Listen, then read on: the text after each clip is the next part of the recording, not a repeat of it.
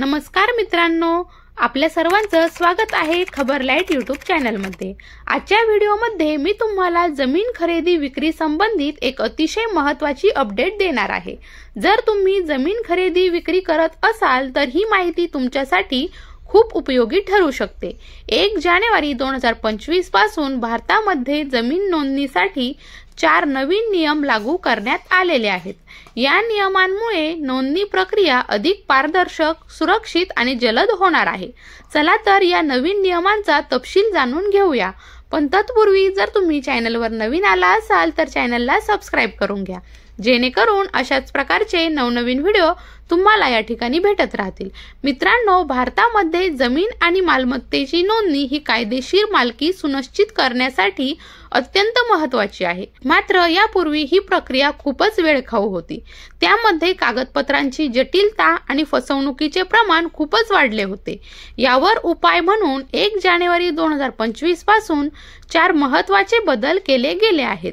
चला तर या नियमांची सविस्तर माहिती घेऊया। पहिला नियम आहे डिजिटल नोंदणी प्रणाली।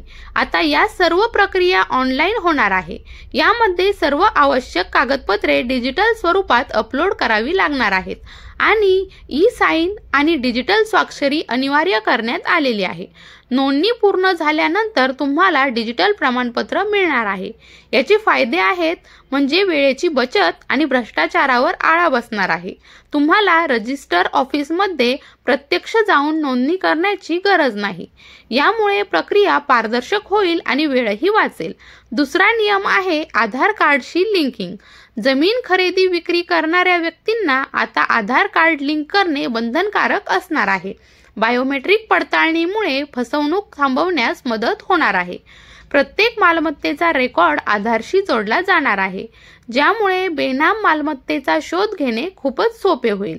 याचे फायदे म्हणजे फसवणुकीचे प्रमाण कमी होतील आणि मालमत्तेचा व्यवहार अधिक सुरक्षित होईल। तिसरा नियम आहे व्हिडिओ रेकॉर्डिंगद्वारे नोंदणी प्रक्रिया। मालमत्तेची नोंदणी करताना व्हिडिओ रेकॉर्डिंग अनिवार्य करण्यात आले आहे।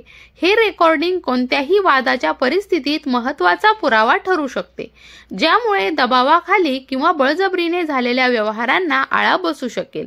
हे रेकॉर्डिंग पारदर्शकता वाढवेल आणि मालमत्तेच्या कायदेशीर वादांना सोडवण्यात मदत करेल।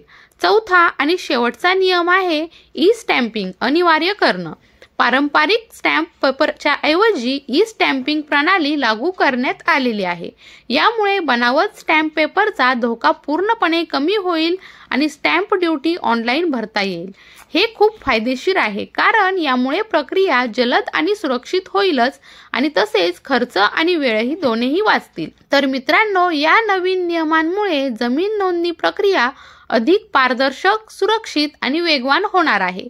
तुम्ही जर जमीन खरेदी विक्री करण्याचा विचार करत असाल तर हे नियम नक्कीच तुमच्यासाठी फायदेशीर ठरणार आहेत। जर तुम्हाला हा व्हिडिओ आवडला असेल तर लाईक करा, शेअर करा आणि अशाच महत्त्वपूर्ण माहितीसाठी आपल्या चॅनलला सबस्क्राइब करायला विसरू नका। धन्यवाद।